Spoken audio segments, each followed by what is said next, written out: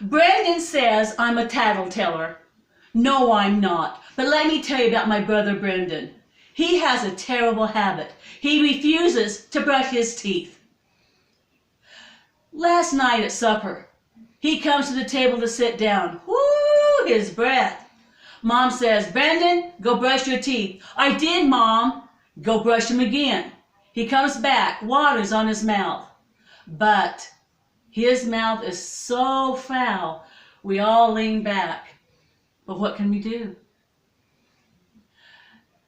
Each night in succession, I notice that my mom is putting leaves into the table, lengthening the table so that the distance between Brendan and Mom is growing wider and wider. He is not brushing his teeth.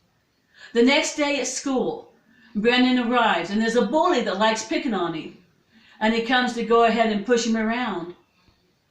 Leave me alone, Brendan yells. He's so mad and his breath singes the eyebrows of the bully. Stop picking on me, the bully says, and runs away crying. Brendan goes to the library, sits down to read. As he's reading and everyone's quiet, something is burning. The librarian comes to investigate, looks on Brenda's book, and the edges of the pages are curling from the heat, and there's splotches of burnt paper. Brendan, if you can't take care of the books, you're out of the library. Out! Brendan leaves the library. School begins. He returns to class. As he goes to class, he notices that the seating arrangement has completely changed.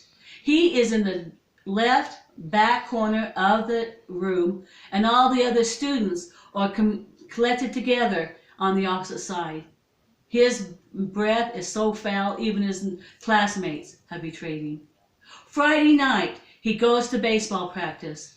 At the baseball, he goes toward his coach to find out his position. Before he gets close, the coach, outfield!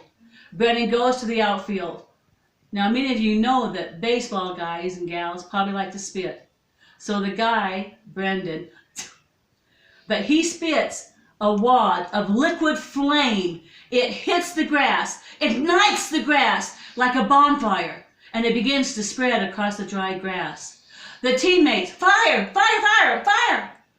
Brendan starts hyperventilating. He's so upset. He tries to run away from the fire, and as he breathes, he continues to torch more grass. Everyone's yelling, fire, fire, fire! And the coach turns on the sprinkler system and douses the flames. At home that night, Brendan, I'm so hungry, I'm so thirsty, I couldn't eat or drink at all today. Well, we can enjoy a spaghetti dinner. When Brendan brings the fork of spaghetti dinner to his mouth, the fork is fighting him. He can't move the fork. The spaghetti balls, meatballs, ah! The screaming. The meatballs jump off the fork, bounce across the table, roll off onto the distant parts of the house. The spaghetti, and jump off the fork, and roll away. Drink some water, Brendan. He takes a cup. He fights, trying to get the cup to his mouth. The water begins to boil, and then parts like the Red Sea and evaporates. I'm so hungry. I'll take care of it, Mom says. Next morning she buys bitter herbs. She mixes them up. Says, chew the herbs, spit it in the sink.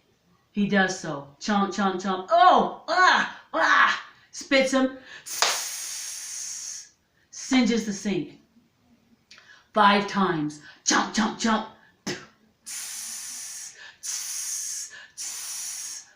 Multiple singes of the sink.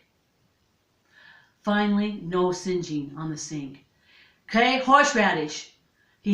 Mom has Brendan chew horseradish, and finally, he's able to have no effects.